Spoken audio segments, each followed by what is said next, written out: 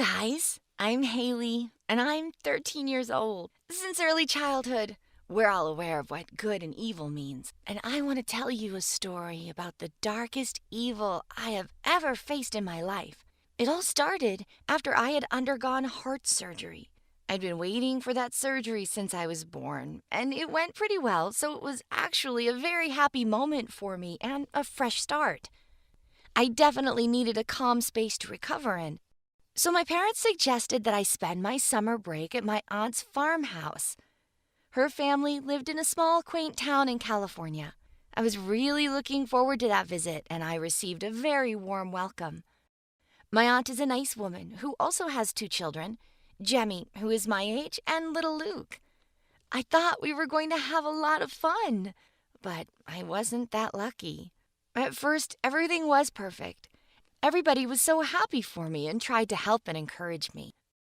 My uncle was very busy at work, and my aunt spent a lot of time with Luke because he stuttered when he talked, and she had to take him to speech therapy almost every day. So I spent most of my time with Jemmy.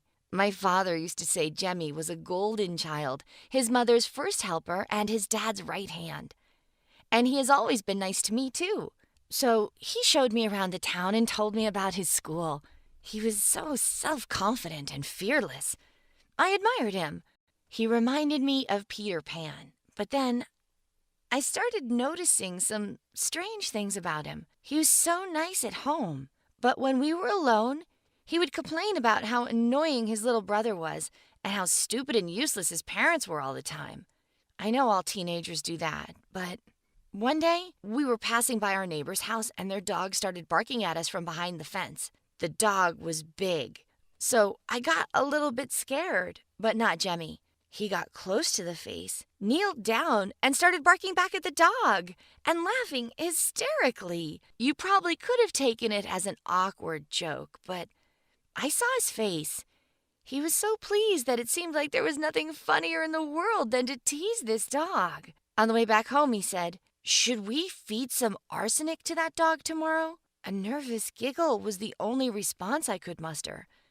I was trying to persuade myself that there was nothing to worry about and decided not to bother my aunt with that story. But I couldn't stop thinking about it every day. A few days later, when we were wandering around, Jemmy suddenly said, "Ugh, it's so boring. Do you want to have some real fun?" I was about to say no when he grabbed my hand and dragged me somewhere away from home. We ran for a long time, but then he stopped. I was surprised because we were standing on a small bridge over a highway, and I could only guess what fun we were supposed to have there. Jemmy opened his backpack, and I saw that it was full of rocks, really big ones. And then I saw a van approaching us. He squeezed me and said happily, "Watch now! Everything happened so fast." He threw one of his rocks, and it didn't miss the van.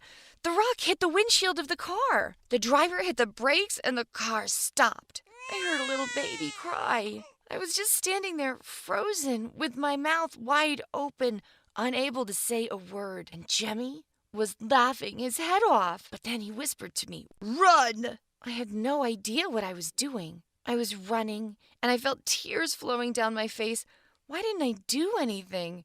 It was like a horrible hypnosis. When we finally stopped, Jemmy asked me triumphantly, "How did you like the show?" The show?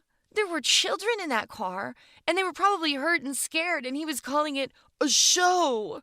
I told him he had gone absolutely crazy. I also said he had to tell his parents about what he had done, or otherwise I would do it. But he remained calm, smiled evilly, and coldly replied, "I didn't do it alone.